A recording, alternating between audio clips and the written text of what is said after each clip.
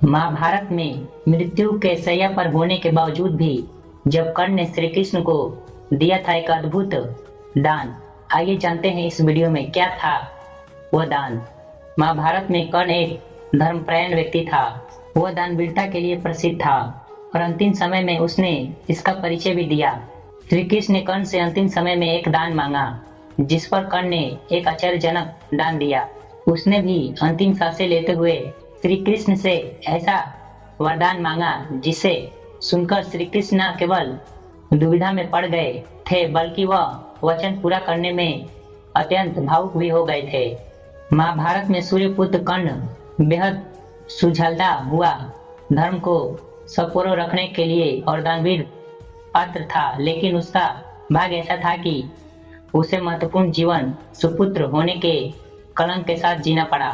इस कलंक के बावजूद कर्ण को नावीर योद्धा होने का साथ साथ उसकी दानवीरता के लिए आज तक जाना जाता है। वो इतना बड़ा दानवीर था कि उसने मरते समय तक भगवान श्री कृष्ण को भी दान देने में परहेज नहीं किया। अंतिम सांसें गिनते समय उसके पास कुछ भी नहीं था, लेकिन फिर भी उसने भगवान श्री कृष्ण को निराश नहीं किया, बल्कि उन्हें एक ऐसा दान दिया जिससे श्री कृष्ण ने खुश होकर कर्ण को 3 वरदान दे दिए। क्या है पूरा प्रसंग जानते हैं।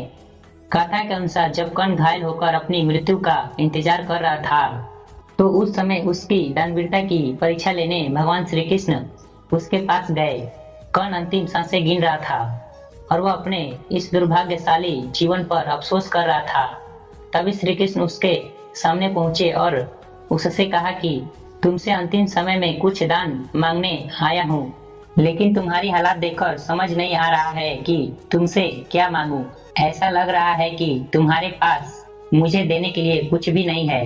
कर्ण ने दान के लिए आज तक किसी को इनकार नहीं किया था और न ही खाली हाथ लौटाया था, और इस बात तो स्वयं श्री कृष्ण उससे कुछ मांग रहे थे।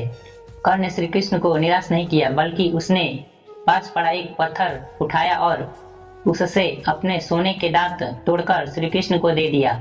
श्री कृष्ण ने कहा, ये दांत तो जूठा है। इस पर कर्ण ने एक तीर से जमीन में छेद किया और गंगा की धारा बहने लगी। गंगा के जल से दांत को धोकर उसने श्री कृष्ण को थमा दिया। श्री कृष्ण उसकी दानवीरता को देखकर अत्यंत प्रसन्न हुए और कहा कि तुम्हारी यह दानवीरता युगों युगों तक याद रखी जाएगी। वो कर्ण के लिए भावुक होते हुए उसे 3 वरदान मांगने को कहा।